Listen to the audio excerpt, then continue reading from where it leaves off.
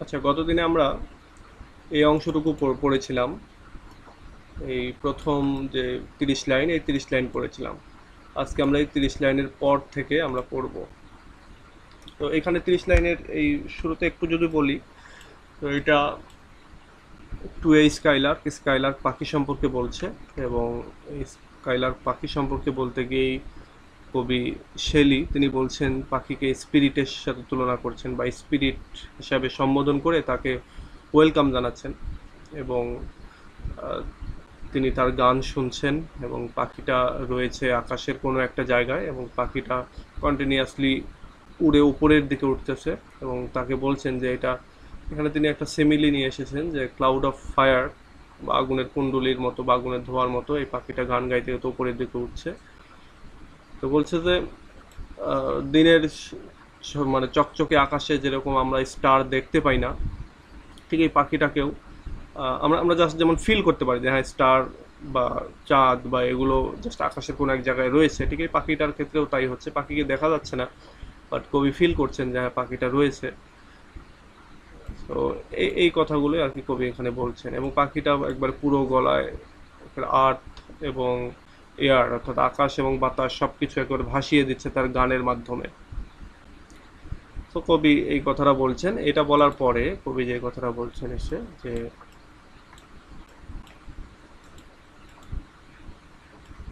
দেখো বলছে যে হোয়াট দাও art we know not, what is most like দি। এখানে বলছে যে এই আর্ট বলতে আর, হোয়াট দাও আর, হোয়াট ইউ আর। বলছে তুমি কে, উই নো নট, আমরা তা জানি না। হোয়াট ইজ মোস্ট লাইক দি, অথবা তোমার মতো আর কি আছে এটাও আমরা জানি না। মানে তুমি কে, তোমার কি কি কোয়ালিটি, বা তুমি কি কি, তুমি যে এত সুন্দর করে গান গাচ্ছ, গানটা চারিদিকে ছড়িয়ে দিচ্ছ, তো এছাড়া আর কি কি তুমি পারো এগুলো আমরা কিন্তু কিছুই জানি না। ইভেন তোমার মতো আর কেউ আছে কি না আমার তো সন্দেহ। আমি তো সেটাও চিন্তা করতে পারছি না। আমার তো মনে হচ্ছে তুমি একমাত্র, তুমিই সেরা। মানে এই কথাটার টোনটা এরকম যে তুমি কে এটাও আমরা জানি না, এবং তোমার মতো আর কিছু আছে কিনা সেটাও আমরা জানি না। From rainbow clouds there flow not, drops so bright to see, a from আচ্ছা as from thy presence showers in rain of melody। বলছে from rainbow cloud there flow not, drops so bright to see. বলছে rainbow থেকে, ধরো একটা cloud আছে, ক্লাউডের পাশে rainbow, সেখান থেকে যে পানিগুলো ঝরে পড়ে সেই পানিগুলোও এত চকচকে এত ব্রাইট দেখায় না। অর্থাৎ রেইনবোর এগেনস্টে যদি আমরা কখনো কোনো পানিকে দেখি তাহলে সেই পানিগুলো অনেক ব্রাইট দেখায়, চকচকে এবং কালারফুল দেখায়। তো বলছে এতটাও কালারফুল না রেইনবো থেকে যে সমস্ত ব্রাইট মানে ওয়াটার ড্রপগুলো ঝরছে, সেগুলো এত ব্রাইট না যতটা ব্রাইট তোমার এই রেইন অফ মেলোডি। অর্থাৎ তোমার যে সুরের যে বর্ষণটা মানে বর্ষিত হচ্ছে, তোমার সুরের যে মানে সুরধারা যেটার তুমি প্রেজেন্ট করতেছো, এইটা যত ব্রাইট, যত সুমধুর, যত সুন্দর, এত ব্রাইট ইভেন রংধনুর এগেনিস্টে বৃষ্টির যে ফোঁটাগুলি সেগুলোও না। Like a poet hidden in the light of thought, singing hymns unbidden, till the world is wrought to sympathy with hopes and fear it heeded not। বলছে লাইক এ পোয়েট হিডেন, একটা কবি, যে কবিগুলো এরকমটা অনেক কবি আছে না, যেমন ধরো আমরা যদি আমরা বাংলাদেশের কথাই চিন্তা করি, বাংলাদেশে আমরা কাজী নজরুল ইসলাম, জসিম উদ্দিন, এই জাতীয় যে কবিগুলো আমরা চিনি যাদেরকে, এর বাহিরে কি হাজার হাজার কবি আছে না? ধরো আহ, হাতে গোনা 10টা 15টা 20টা বা 50টা কবিকে আমরা চিনি। বাট এর বাহিরে অনেক কবি ছিল, হয়তো তার চেয়েও অনেক ভালো ভালো কবি ছিল, কিন্তু আমরা তাদেরকে মানে তারা ওরকম লাইমলাইটে আসে নাই, যার জন্য আমরা তাদেরকে চিনি না। ঠিক এখানে ব্যাপারটা এরকম যে লাইক এ পোয়েট হিডেন, একটা হিডেন পোয়েট যারা আসলে ওভাবে লাইমলাইটে আসেনি, এরকম কবিদের মতো in the light of thought, যারা কেবল তাদের চিন্তা চেতনায় অনেক হচ্ছে কি ছিল, অনেক ব্রাইট ছিল। সিঙ্গিং হেমস আনবিডেন, যারা তাদের চিন্তার মাধ্যমে ঈশ্বরের প্রশংসার যে গানগুলি সেই গানগুলি গাইতো, এবং সেগুলো বাধাহীনভাবে গাইতো, তাদেরকে কেউ বাধা দিতে পারতো না, কারণ তারা এমনিতেই তো হিডেন অবস্থায় রয়েছে, তারা তো লাইমলাইটে আসেইনি, তাদেরকে বাধা দিবে কিভাবে। সো এরকম একটা আনবিডেন মানে হিডেন অবস্থায় থেকে বাধাহীনভাবে তারা যে ঈশ্বরের প্রার্থনা মানে সঙ্গীত গাইতো, ঠিক তাদের মতো করে টিল দ্য ওয়ার্ল্ড ইজ রট, এবং তারা তাদের মতো করে সেই সঙ্গীতের মাধ্যমে পৃথিবীটাকে সুসজ্জিত করার চিন্তা করতেন। To sympathy with hopes fears it heeded not, বলছে তারা তাদের যে ওয়ার্ল্ডটাকে তারা সাজাতে চাচ্ছিল, সেখানে তারা সিম্প্যাথি থাকতো এবং সাথে হোপ থাকতো, আশা থাকতো একই সঙ্গে। মানে এখানে যেটা বলছে সিম্প্যাথি এবং হোপ এই দুইটাই তারা থাকতো, কিন্তু ফেয়ার্স ইট হিডেড নট, কিন্তু তারা কোনো প্রকার ভয়কে হিট করতো না, ভয়ের প্রতি খেয়াল করতো না, বা কোনো একটা ভয় বা ভীতি তাদেরকে ভয় দেখানো, এগুলোর প্রতি তারা অতটা মনোযোগ দিত না। আচ্ছা, এবার আমি এটাকে আরও ক্লিয়ার করি। এখানে কবি যেটা বলছেন যে একটা কবি মানে হিডেন যে কবিগুলো যারা ওইরকম লাইমলাইটে আসেনি, তারা হয়তো অনেক এরকম সুন্দর সুন্দর সঙ্গীত তারা গেয়েছেন, তারা ইভেন ঈশ্বরের প্রশংসার গানগুলোও করেছেন, কিন্তু তাদেরকে কেউ বাধা দেয়নি বা দিতে পারেনি। তারা চিন্তা করেছেন সবসময় যে পৃথিবীটা খুবই সুসজ্জিত হবে, এখানে তারা সিম্প্যাথি দেখিয়েছেন এবং একই সঙ্গে তারা আশা দেখেছেন। বাট তারা এইগুলো দেখতে গিয়ে বা এই যে আশা করতে গিয়ে বা এই যে ঈশ্বরের সঙ্গীত গাইতে গিয়ে যত সমস্ত ভয় ভীতি ছিল, এগুলোতে তারা কখনোই কর্ণপাত করে নাই। তাদেরকে যদি কখনো কোনো ভয় মানে দেখানো হতো, তাহলে তারা সেটা ভয় পেত না। সো এখানে লাইক এ পোয়েট বলতে যেটা বোঝাচ্ছে যে কবি এখানে এই পোয়েটের সঙ্গে পাখির একটা সিমিলি করছেন বা একটা তুলনা করছেন। বলছে এই কবিগুলো যেরকমভাবে কোনো কিছুকে ভয় পেত না, তারা তাদের মতো তাদের যে গান সুর সঙ্গীত গেয়ে যেত, তাদের কবিতা লিখে যেত, এই পাখিটাও যেন কোনো কিছুকেই ভয় পাচ্ছে না, সে তার গান গেয়েই যাচ্ছে। তো তাহলে এখানে লাইক এ পোয়েট হিডেন মানে একটা হিডেন পোয়েটের সাথে তুলনা করলেন। এরপরে আবার তুলনা করছে, দেখো, like a high born maiden, অর্থাৎ উচ্চবংশীয় মেডেন, কুমারী মেয়ে, তার সাথে আবার তুলনা করছেন। বলছে like a high born maiden in a palace tower, যে কিনা রাজপ্রাসাদের যে টাওয়ারের ভেতরে, সামথিং হার লাভ ল্যাডেন, সুদিং হার লাভ ল্যাডেন, বলছে তার যে ভালোবাসার যে কষ্ট, সেই কষ্টটাকে সে উপশম করার চেষ্টা করতেছে। সোল ইন সিক্রেট আওয়ার, অর্থাৎ তার যে মানে এই লাইনগুলো এমন যে সবগুলো লাইন একসঙ্গে পড়ে তারপরে বলতে হয়। So soul in secret hour with music sweet as love which overflows her bowers. আচ্ছা, এবার আমি দেখো ক্লিয়ার করছি আরও, যে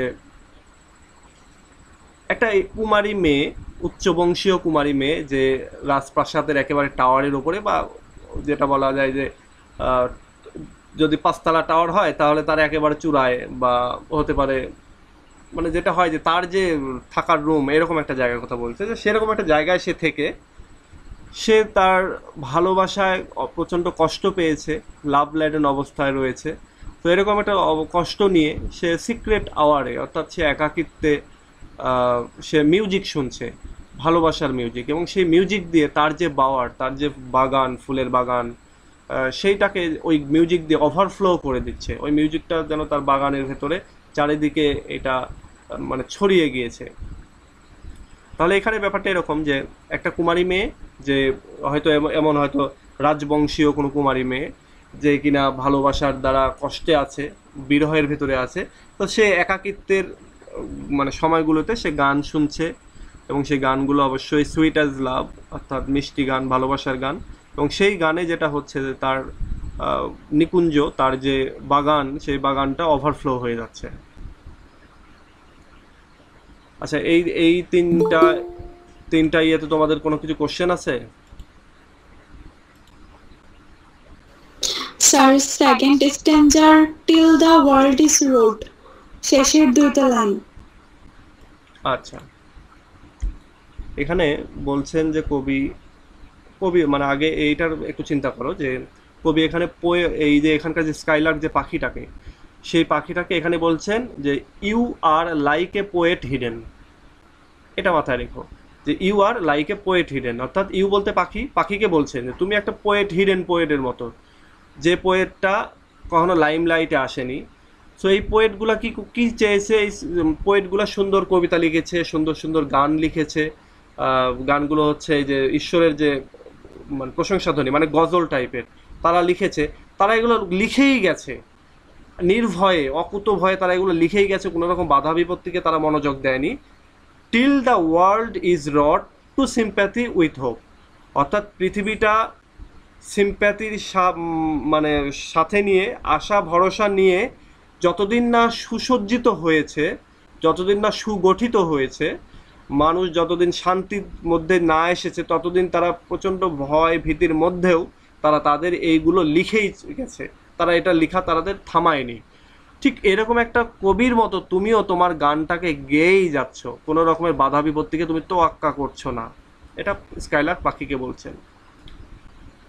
ঠিক তার পরের স্ট্যান্জারে আবার বলছে যে একটা উচ্চবংশীয় কুমারী মেয়ে, সে তার ভালোবাসার দ্বারা বিরহে আছে, সে তার রাজপ্রাসাদের একেবারে চূড়ায় থেকে একাকিত্বে নির্জনতার মধ্যে সে ভালোবাসার যে গান, সেই মিউজিক শুনছে, এবং সেই গানে তার বাগানটা যেন ওভারফ্লো হয়ে যাচ্ছে।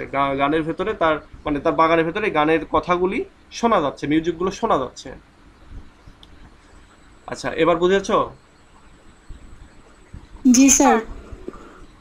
আচ্ছা, আরো কারো কিছু বলার থাকলে বলবা, যে যত কোশ্চেন করবা তত এই জিনিসগুলো ইজি হবে।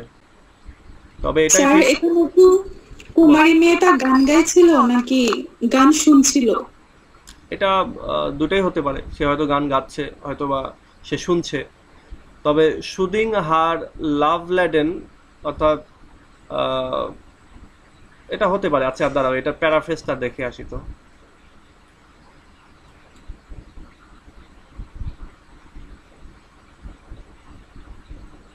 আমি এখানে প্যারাফ্রেজটা দিয়েছি।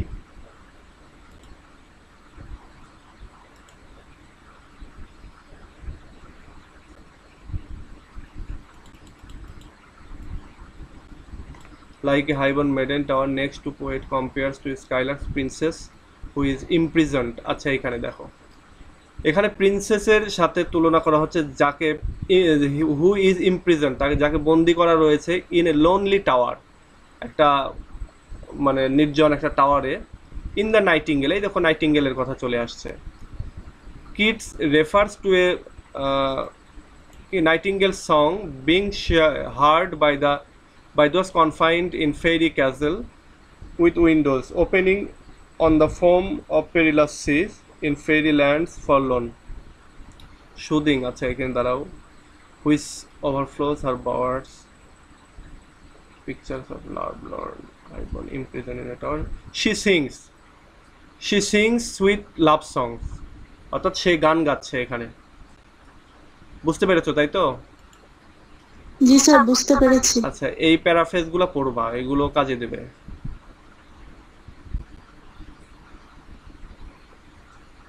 অনেক সময় এরকমটা হয় যে অনেক জিনিস আমি মিস করে যাচ্ছি, বলছি না। আবার অনেক সময় এরকম হয় যে সব জিনিস বলতে গেলে অনেক সময় লাগবে। সো এরকম তোমরা কোশ্চেন করবে। আবার যদি কোনো বিষয় ক্লিয়ার না হয়, পরবর্তীতে প্যারাফ্রেজ দেখবে, প্যারাফ্রেজের ইমেজগুলোও আমি দিচ্ছি। আচ্ছা, এবার দেখো, সো এখানে এই যে লাভ ল্যাডেন হয় না, যে আমরা সিনেমাগুলোতে কি দেখি, যে রাজার মেয়ে, সে হয়তো ওই বেদের মেয়ে জ্যোৎস্নার মতো আর কি, জাস্ট উল্টোটা ঘটেছে, এরকমটা অনেক কিন্তু অনেক সিনেমাতেই আছে। সো তখন কি হয়, মেয়েটাকে নিয়ে গিয়ে হয়তো কোনো একটা কারাগারে বন্দি করে রাখছে, তো সেইখানে সে ওই ভালোবাসার কষ্টে সে তার মানে মনকে কি বলে, কষ্টটাকে লাঘব করার জন্য সে গান গাচ্ছে। তো এখানে এইটাই যে হাইবর্ন মেইডেন, সে একজন প্রিন্সেস, সো সেই গানটা গাচ্ছে তার মনের দুঃখটাকে কমানোর জন্য। এবং তার এই গানটা কি হচ্ছে, পুরো তার যে বাগান বাড়ি বা বাগান, সে বাগানে যেন ছড়িয়ে পড়েছে, ওভারফ্লো হয়ে যাচ্ছে। ঠিক এই স্কাইলার্ক পাখিটা যে গান গাচ্ছে, তার গানটা এরকমভাবে পুরো আকাশ বাতাসটাকে ওভারফ্লো করে দিচ্ছে।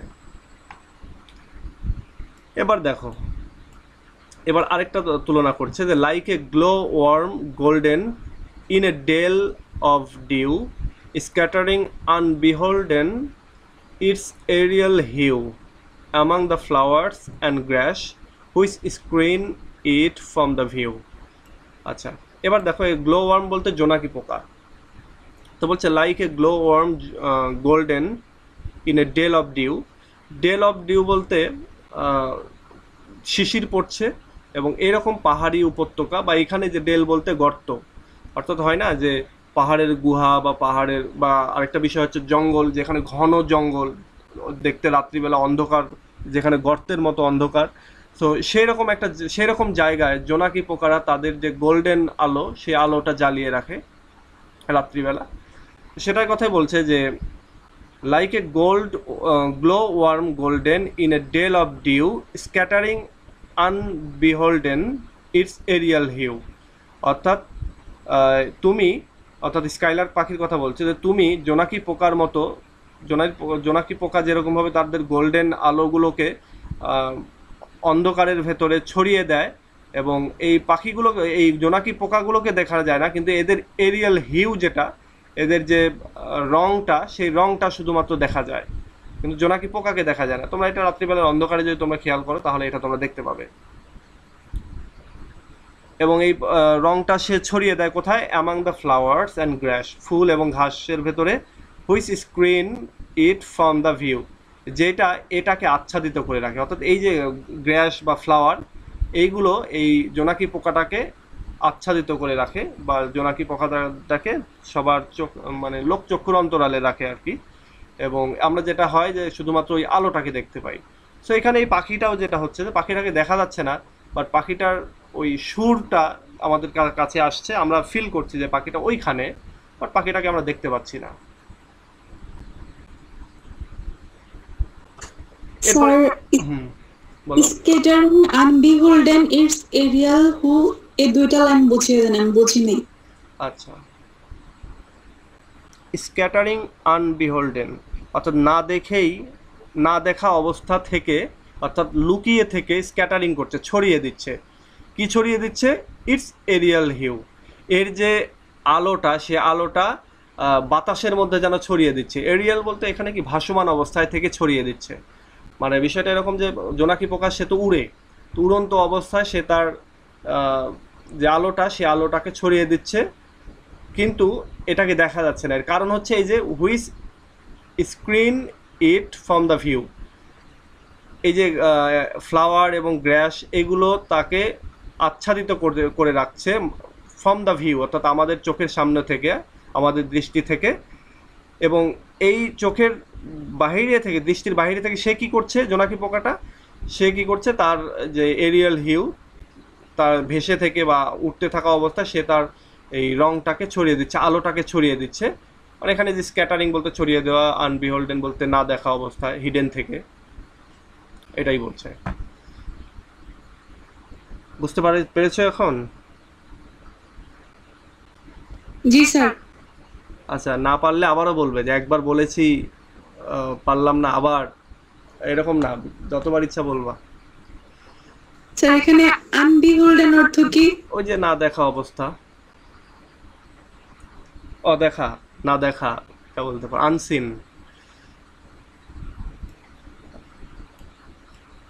আচ্ছা, এরপরে দেখো ওয়ার্ড মিনিং যদি আমাকে কখনো জিজ্ঞাসা করো, ওয়ার্ড মিনিং কিন্তু আমি অনেক সময় অনেক ওয়ার্ডই জানি না, এগুলো ওই আলোচনার ক্ষেত্রে চলে আসে।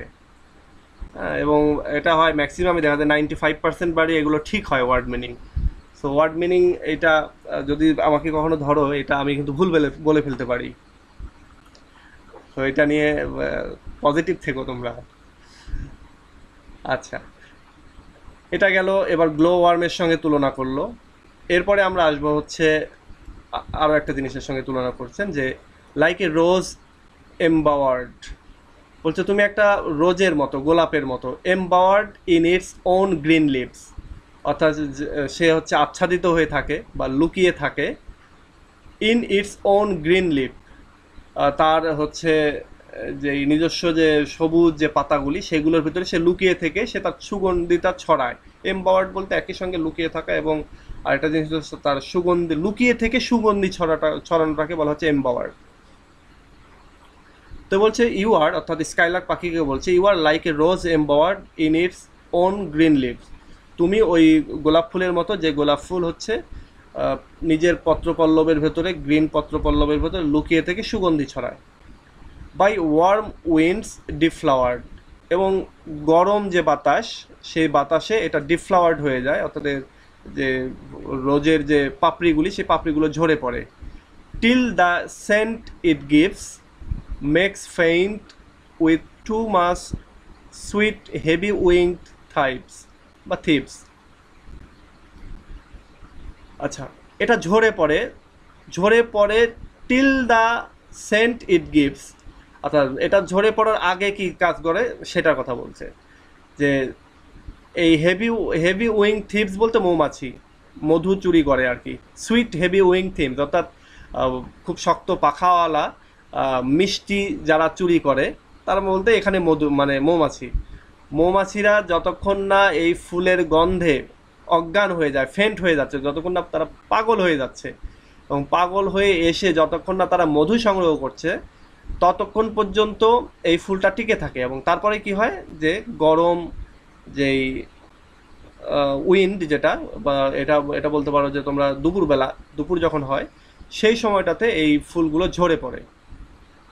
তাহলে আমি এটা আরেকবার বলি, যে কবি এখানে স্কাইলার্ক পাখিকে বলছেন যে তুমি হচ্ছে ওই গোলাপ ফুলের মতো, যে গোলাপ ফুলগুলো নিজের পাতার ভেতর লুকিয়ে থাকে এবং তার সুগন্ধি ছড়ায়, এবং এটা গরম বাতাস প্রবাহিত হওয়ার আগ পর্যন্ত বা ঝরে পড়ার আগ পর্যন্ত এটা মৌমাছিদেরকে আকর্ষণ করে বা কাছে টেনে নেয় তার সুন্দর যে মিষ্টি যে গন্ধ, সেন্ট, সেই সেন্টের মাধ্যমে। স্যার, মৌমাছির উইং কি হেভি থাকে? এখানে বলছে তাই, এখানে বলছে। আমি যদি আমি একটা এক্সাম্পল দেই, এই যে হেভি উইংটের কথা বলছে না, এরকম আমি গত 2 দিন আগে আমি আমার ছেলের জন্য একটা ড্রোন কিনে এনেছি। তো ড্রোনটা খুবই লাইট, খুবই ছোট, এটা বড় জোর 3 ইঞ্চি এরকম স্কোয়ার হবে। এর পাখাগুলি খুবই মানে সফট বলতে প্লাস্টিকের তৈরি এবং খুবই সফট, কিন্তু এটা যখন এই খুব জোরে হচ্ছে মানে ঘোরা অবস্থায় আমি আমার ছেলেকে বললাম যে তুমি আমার হাতে ল্যান্ড করাও। তো হাতে ল্যান্ড করানোর সময় ওই আমার হাতের আঙ্গুলের মাথায় ওই প্লাস্টিকের পাখাটার যে যখন ঘুরছিল তখন যে আঘাতটা লাগলো, এটা মনে হচ্ছিল যে আমার ভেতরে মনে হয় যে এর চেয়ে কেটে যাওয়াটাই ভালো ছিল, এত মানে আঘাত পাইলাম। বাট এটা যখন আবার আমি স্টপ করে নিয়ে হাতে নাড়ছি, তখন এটা কিন্তু অনেক সফট। তো ব্যাপারটা এরকম যে একটা মৌমাছির মধ্যে ব্যাপারটা এরকম আছে না, যে অনেক শক্তিশালী। হ্যাঁ, মানে এটা ওই অ্যাঙ্গেল থেকে চিন্তা করো যে শক্তিশালী মৌমাছি। আমরা অনেক সময় এরকম বলি যে অনেক শক্ত পাটখড়ি কি কখনো শক্ত হয়? কিন্তু বলি অনেক অনেক শক্ত পাটখড়ি। তারপরে মানে এরকম আর কি, যেমন এখানে বলছে যে মিষ্টি গন্ধ তাদেরকে ফেইন্ট করে দিচ্ছে, অজ্ঞান করে দিচ্ছে, কিন্তু মৌমাছিকে কি অজ্ঞান করে না, তাদেরকে কাছে টেনে নেয়, যে এখানে আসো, এই যে এখানে আমি ফুটে আছি, আমার থেকে মধু নাও। ব্যাপারটা এরকম।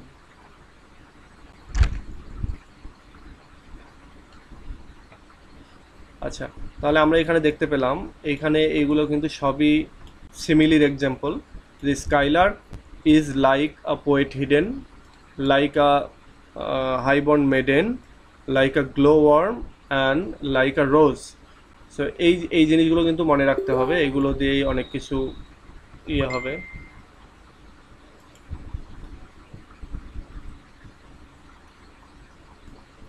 আচ্ছা, এরপরে আমরা দেখব যে সাউন্ড।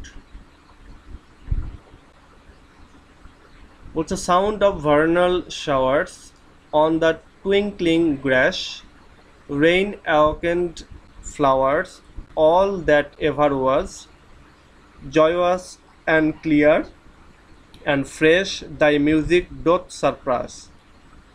এবার দেখো আবারও এখানে বলছে, এখানেও এক ধরনের সিমিলি, বা এখানে আমরা যদি বলি মেটাফোর, তাহলে মেটাফোর।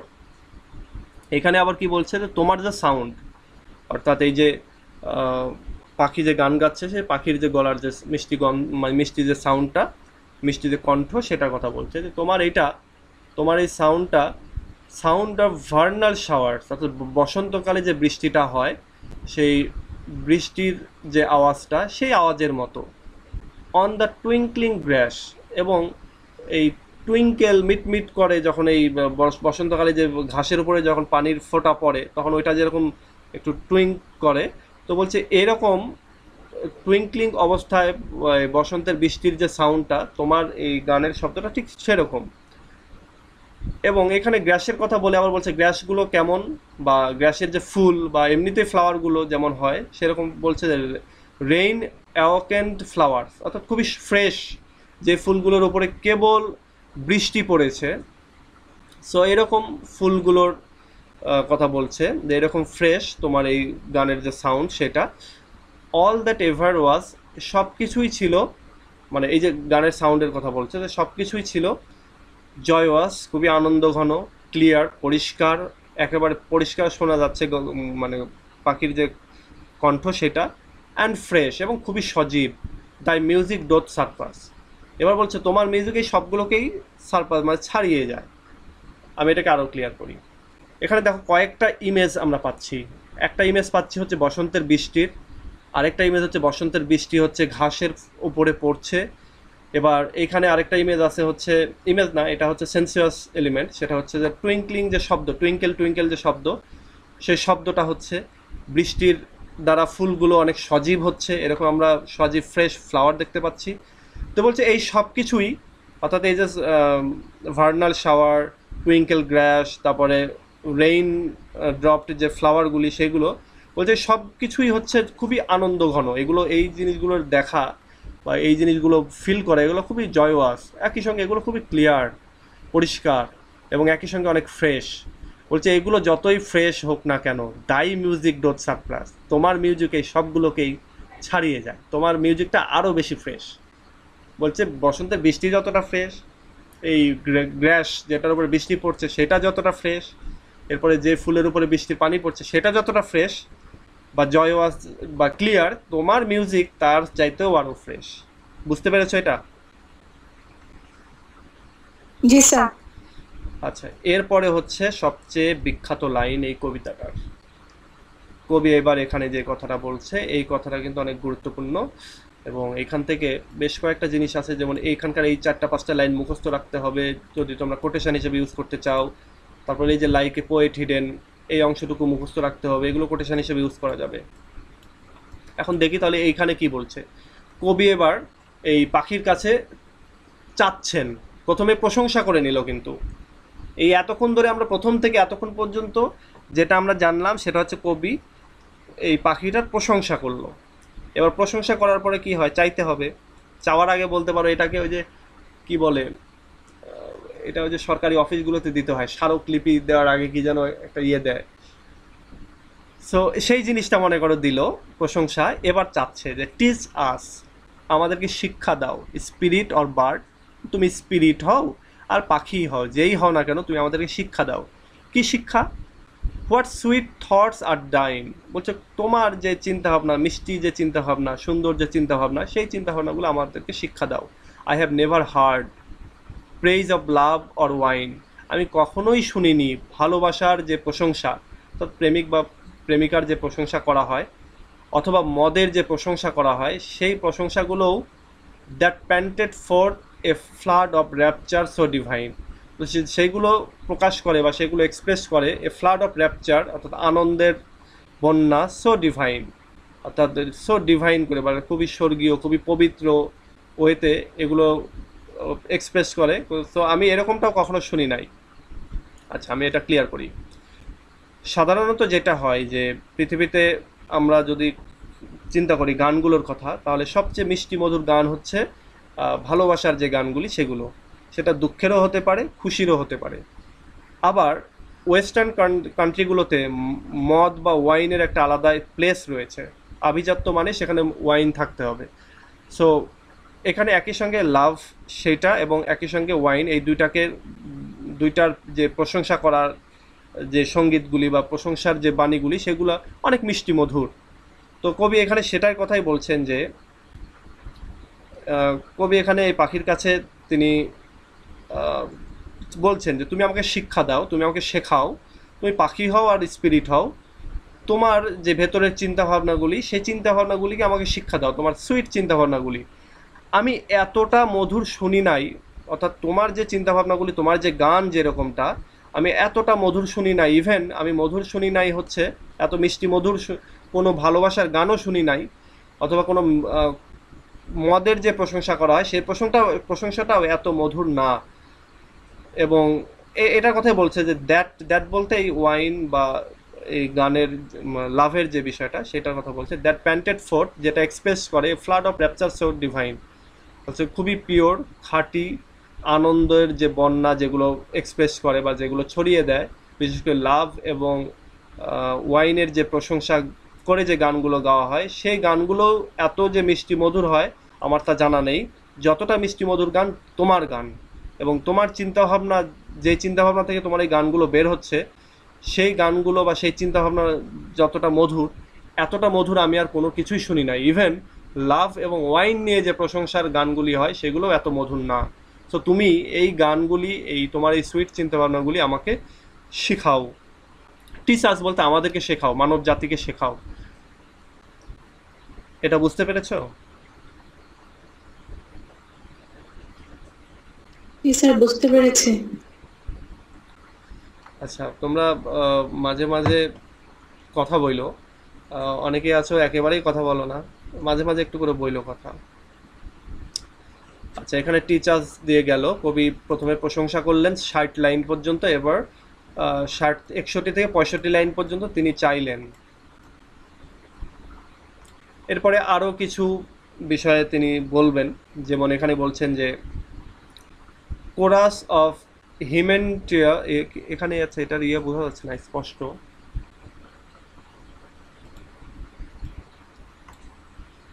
আচ্ছা, হিমেনাল,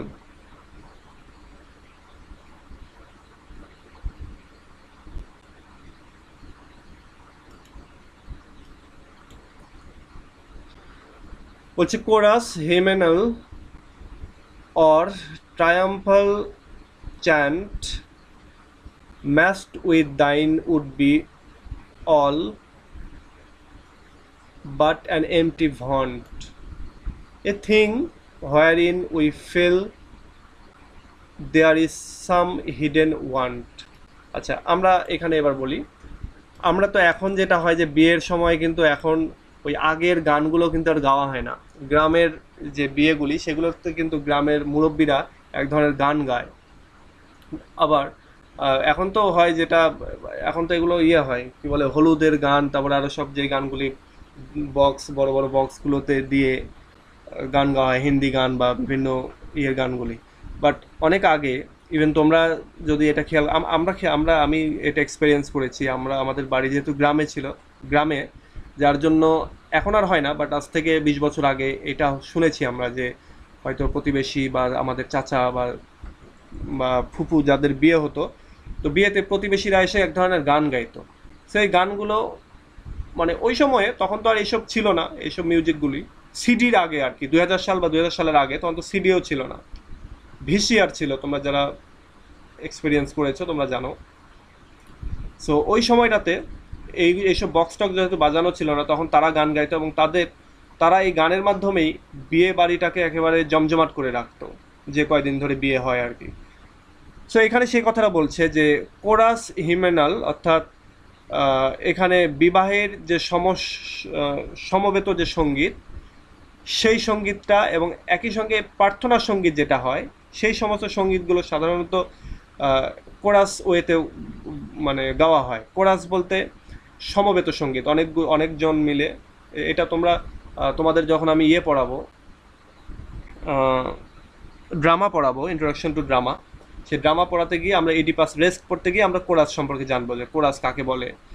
সো এখানে জাস্ট শুধু এটুকু জেনে নাও যে সমবেত সঙ্গীত, অর্থাৎ অনেকগুলি লোক একসঙ্গে মিলে যে সঙ্গীতগুলো গায় সেগুলোকে বলা হয় কোরাস, কোরাস ওয়েতে গাওয়া আর কি। তো বলছে কোরাসের মাধ্যমে যে বিবাহের যে সঙ্গীতটা গাওয়া হয় সেটাও এতটা মিষ্টি না, এতটা আনন্দের না। আর ট্রায়াম্ফাল চ্যান্ট অথবা বিজয় সঙ্গীত, যেটা কোনো একটা ইয়ে যে মানে বিজয় আসলে যে গানগুলোই গাওয়া হয়, যেমন বাংলাদেশ জিততেছে, তাতে ড্রেসিং রুমে আমরা করবো জয়, এই গানটা গাওয়া হচ্ছে। তো বলছে এই ধরনের গানগুলো এতটা মিষ্টি না। Matched with thine would be, বলছে তোমার সাথে যদি এগুলোকে, তোমার গানের সাথে যদি এগুলোকে যদি ম্যাচ করানো হয়, তুলনা করানো হয়, তাহলে কি হবে, বাট অ্যান এমটি ভন। তাহলে এগুলোর ভেতরে এগুলোকে যদি আমি তুলনা করি তাহলে এগুলো তুলনা করা যথোপযুক্ত হবে না, এবং এগুলোর ভেতরে এক ধরনের এমটি ভন্ট, এগুলোর ভেতরে এক ধরনের মানে শূন্য, অন্তঃসারশূন্য এক ধরনের গর্ব পাওয়া যায়, এ থিং। এবং এই এমটি ভন্টটা কি, এক ধরনের, আচ্ছা, এমটি ভন্ট পাওয়া যায়, এবং এইগুলি অর্থাৎ এই যে বিবাহের সঙ্গীত বা বিজয়ের সঙ্গীত, এগুলো এমন একটা জিনিস যেগুলোর ভেতরে, যেগুলোতে আমরা ফিল করি যে হ্যাঁ এগুলো অনেক মজাদার, বাট তার ভেতরে সাম হিডেন ওয়ান্ট রয়েছে, হিডেন কিছু একটা অভাব রয়েছে, যেগুলো আমরা আসলে ফিল করি যে হ্যাঁ ঠিক আছে গানগুলি ভালো, বাট এগুলোতে কি যেন একটা নেই, কি যেন একটা নেই, এরকম একটা ভাব। সো তাহলে কবি এখানে আমরা যেটা বললাম যে বিবাহের সঙ্গীত অথবা প্রার্থনা সঙ্গীত অথবা বিজয়ের যে সঙ্গীত, এই যেটাই হয়, যে সঙ্গীতই হোক না কেন, এই সঙ্গীতগুলো যদি আমরা তোমার সঙ্গীতের সাথে, তোমার গানের সাথে যদি তুলনা করি, তাহলে এখানে একটা আমরা এমটি ভন্ট দেখতে পাই, এক ধরনের ফলস প্রাইড দেখতে পাই।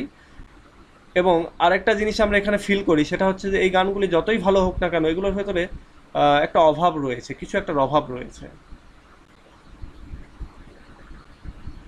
এরপরে বলছে যে what objects are the fountain.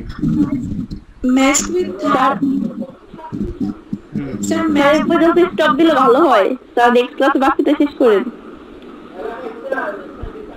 হ্যাঁ, আমি এই যে টিক চিহ্ন রয়েছে এই পর্যন্ত শেষ করতে চাচ্ছিলাম।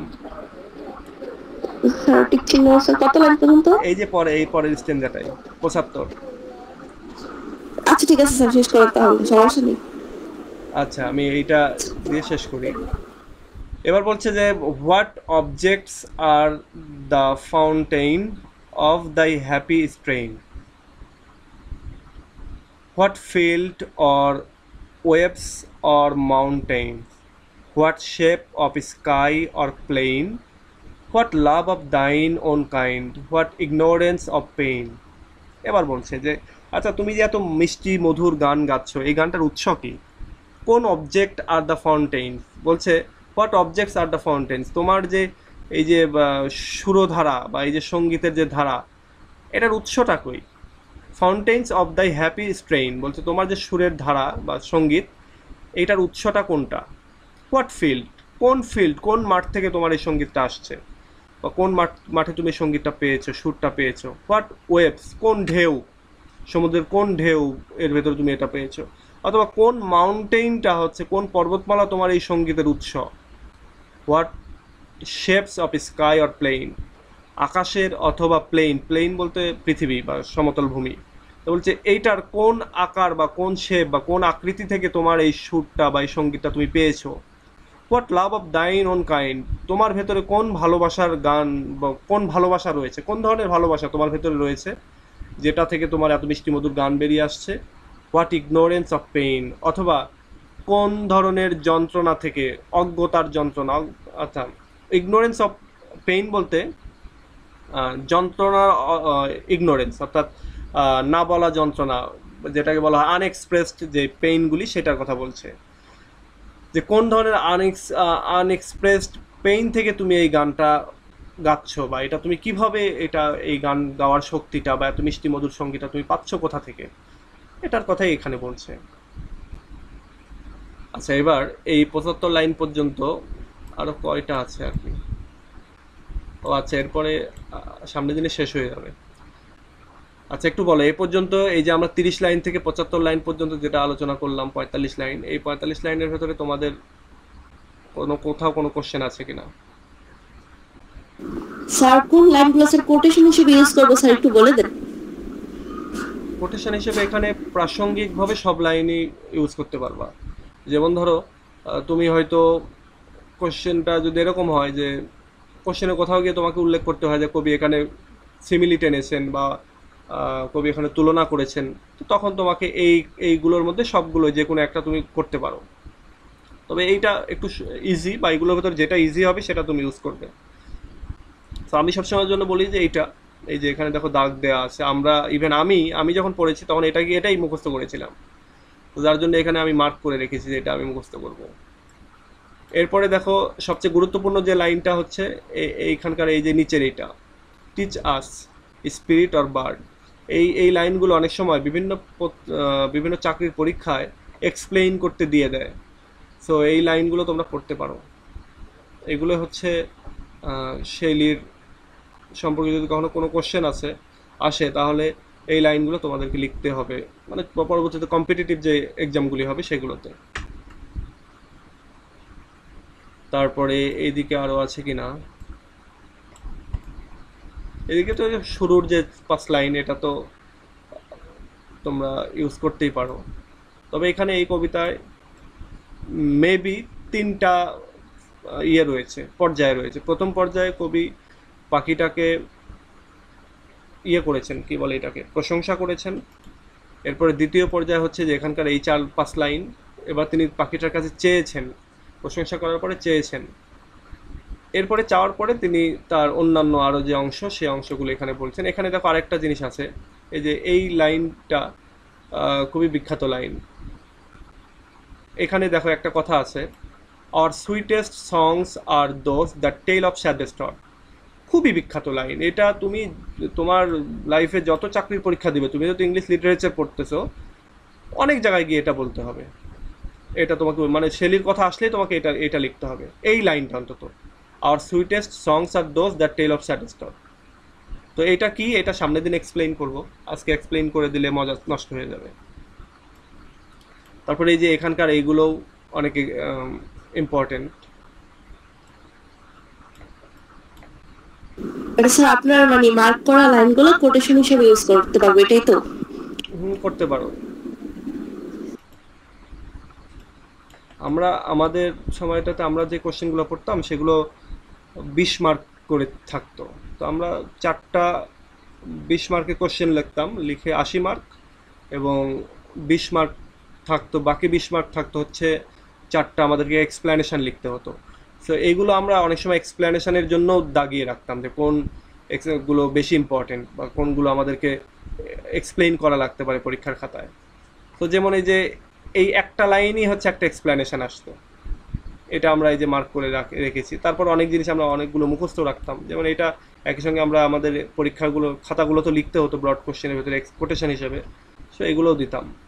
আমি যদি তোমাদেরকে দেখাই যে রোম্যান্টিক পোয়েট্রি,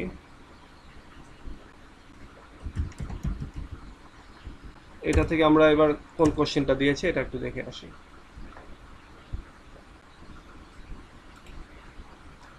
তবে এবার যেটা শুনতেছি সেটা হচ্ছে যে সেকেন্ড ইয়ার থার্ড ইয়ার এদের পরীক্ষাগুলি অ্যাসাইনমেন্ট আকারে হতে পারে।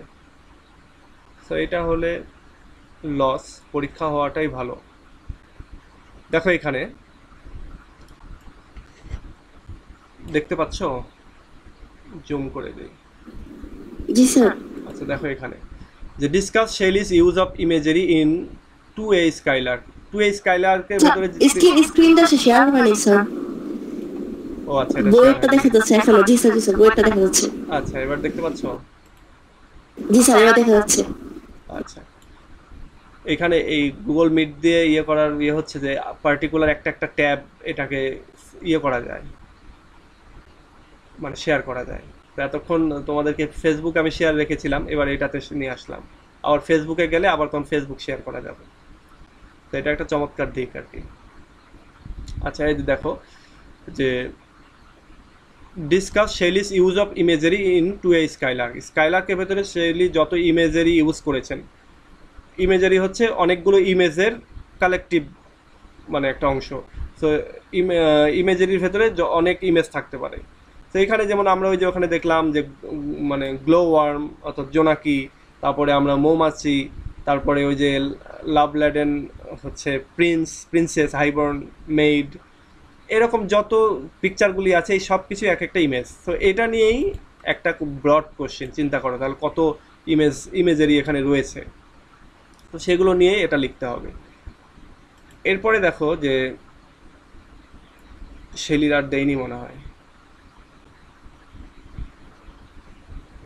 কারণ শেলি থেকে হয়তো গতবারে কোশ্চেন বেশি এসেছিল, যার জন্য এবার শেলি থেকে দেয়নি মনে হয়, একটাই দিয়েছি। আচ্ছা অ্যাডোনেইস এটা তো শেলিরই, এটা তো দেওয়াই আছে। হ্যাঁ, অ্যাডোনেইস হচ্ছে অ্যাজ এ প্যাস্টোরাল এলিজি হিসাবে অ্যাডোনেইসকে আলোচনা করতে বলা হয়েছে। এই অ্যাডোনাইস কবিতাটা কিন্তু আবার এই কিডসকে নিয়েই লিখেছেন হচ্ছে শেলি। কিডস মারা যাওয়ার মানে সময়টাতে তিনি এই কিডসকে নিয়েই অ্যাডোনাইস কবিতাটা লিখেছেন, এবং এটা একটা প্যাস্টোরাল এলিজি। তোমাদের ফার্স্ট ইয়ারে তোমাদের একটা লং একটা ছিল না, কবিতা ছিল কি যেন, elegy in a country churchyard. So ওইটার মতোই হচ্ছে এই অ্যাডোনাইস কবিতাটা। সো এইটার এই প্রশ্নটা দেয়া আছে, তবে এখান থেকে এই প্রশ্নটা অনেক ইম্পর্টেন্ট। এটা ছাড়াও ও সরি, হ্যাঁ, ও আচ্ছা, হ্যাঁ, এখানে তো পার্ট সি আমি দেখাচ্ছি। এরপরে দেখো এখান থেকে পার্ট বি কোনগুলো দিয়েছিলাম, বা আচ্ছা এটা আগের বছরে কোনগুলো দিয়েছিলাম। 18 সালে, 18 সালের যে সাজেশন দিয়েছিলাম সেখানে বলেছিলাম যে how does Shelley idealize skylark, অর্থাৎ শেলি আইডিয়ালাইজ স্কাইলার্ক বলতে তিনি স্কাইলার্ক পাখিকে কিভাবে প্রশংসা করেছেন সেগুলো আর কি, বা গ্লোরিফাই করেছেন কিভাবে, সেগুলো নিয়ে লিখতে বলা হয়েছিল। তারপরে এখানে দেখো আগেরবারও প্যাস্টোরাল এলিজি সম্পর্কে দেওয়া হয়েছিল। আচ্ছা, এটা এটা 18 সালের, এর ভেতরে 19 সালের তো গেছে। তারপরে এটা হচ্ছে 2000 সাল, তার মানে মাঝখানে একবার গ্যাপ দিয়ে এটা 2021-এ বা 20 সালের যেহেতু সাজেশন, এখানে 2020 সালে দেওয়া হয়েছে প্যাস্টোরাল এলিজি। এবং আমরা যদি এখানে যাই যে 19 সালের সাজেশন এখান থেকে দেখতে পারবা কিভাবে। এটা তোমাদের জন্য ইজি, তোমাদের জন্য আমি সাজেশন যখন দিব তখন এই পেজগুলোতেই তো দিব, তখন এখান থেকে তোমরা একই সঙ্গে কম্পেয়ার করতে পারবে যে আচ্ছা এই সাজেশনটা যে দিল এইটার তার আগের বছরের সাজেশনটা কি হতে পারে, তার আগের বছরের সাজেশনটা কি হতে পারে। তো এখান থেকে তোমরা দেখো 2018 সালের সাজেশনটা দেখতে পারবা, 2019 সালের সাজেশনটা ভিডিওতে দেখতে পারবা, এরপরে 2020 সালের সাজেশন এইটা। এবার তোমাদেরটা যখন দিব তখন এর ওপরে 2021 সালের সাজেশন আমি এরকমভাবে পাবলিশ করব, যাতে করে তোমরা একই সঙ্গে সবগুলো পেতে পারো।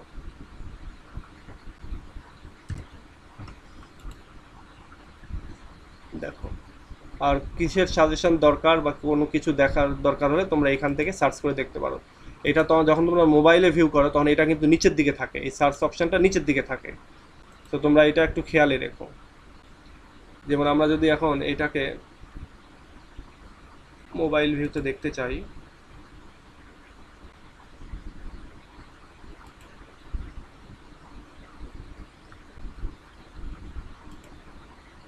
শিট, কেটে দিলাম কেন।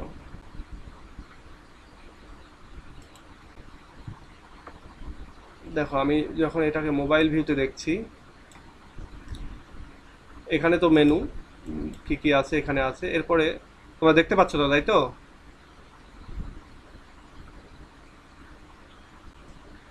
এই যে জি স্যার, দেখা যাচ্ছে। হ্যাঁ, নিচের দিকে কিন্তু এই সার্চ অপশনটা আছে। এটাকে আমি অবশ্য করব, এটাকে উপরে তুলে দেব যাতে করে ঢোকার সঙ্গে সঙ্গেই এটা দেখা যায়। এই এই জায়গাটায় আমি প্লেস করতে হবে, জাস্ট এটাকে, এই কাজটা করা হচ্ছে না তাই। এই যে এটা জাস্ট উপরে তুলে দেব। আর আরেকটা জিনিস আছে তোমাদের এইখানেই, সেটা হচ্ছে সবার নিচে এইখানে একটা আছে হিস্ট্রি। এই হিস্ট্রি নামে এইখান থেকে তোমরা পেতে পারো হিস্ট্রি অফ ইংলিশ লিটারেচারের যত বৈশিষ্ট্য আমার এখানে দেয়া আছে। তারপরে কিছু মুভি আছে, মুভি বলতে হিস্ট্রি অফ মানে এই যে তোমাদের ফার্স্ট ইয়ার থেকে MA পর্যন্ত যত নোভেল বা ড্রামা রয়েছে সেগুলো এখানে কিন্তু মুভি আকারে দেওয়া আছে। এটা জাস্ট আমি এখানে একটা লিস্ট করে দিয়েছি, সেগুলো তোমরা এখান থেকে চেক করতে পারবে। এগুলো নিচে আছে আর কি। তো এটা দেখানোর উদ্দেশ্য যে মোবাইল থেকে যারা দেখছো তারা সার্চ ফিল্ডটা এই নিচে দেখতে পাবা, এখান থেকে যে কোনো জিনিস সার্চ করতে পারো। আচ্ছা sir, figure of speech sir এটা কি এখানে আছে নাকি? না, ফিগারস অফ স্পিচ আমি ওটা নিয়ে এখনো কিছু তৈরি করি নাই, তবে এগুলো তৈরি করব। আমি আসলে সময় পাচ্ছি না, যার জন্য এগুলো কিছু করা হচ্ছে না। এগুলো তৈরি করব একটা সময়। এই গ্রুপে এই ওয়েবসাইটে সব পাওয়া যাবে, বাট এখন ওই যে যেটা হয় যে সময় হয় না, সময় করে উঠতে পারি না, যার জন্য করতে পারছি না। তবে একটা সময় এখানে অনেক কিছু থাকবে।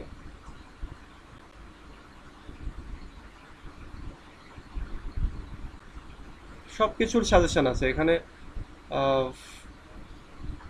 First year, second year, third year, fourth year সব কিছুরই আছে সাজেশন। এই যে যখন এটা শেষ হয়ে যাবে প্রিভিয়াস বা নেক্সট এটাতে যাবা। ইভেন তোমরা থার্ড ইয়ারে যখন উঠবা এখানে কিছু কোশ্চেনের অ্যান্সার পাবা, যেটা হচ্ছে থার্ড ইয়ারের সবচেয়ে কঠিন পার্ট যেটা লিঙ্গুইস্টিক, সেই লিঙ্গুইস্টিকের থেকে অনেক অ্যান্সার পাবা। এখানে লিঙ্গুইস্টিকের অনেক কিছু দেয়া আছে।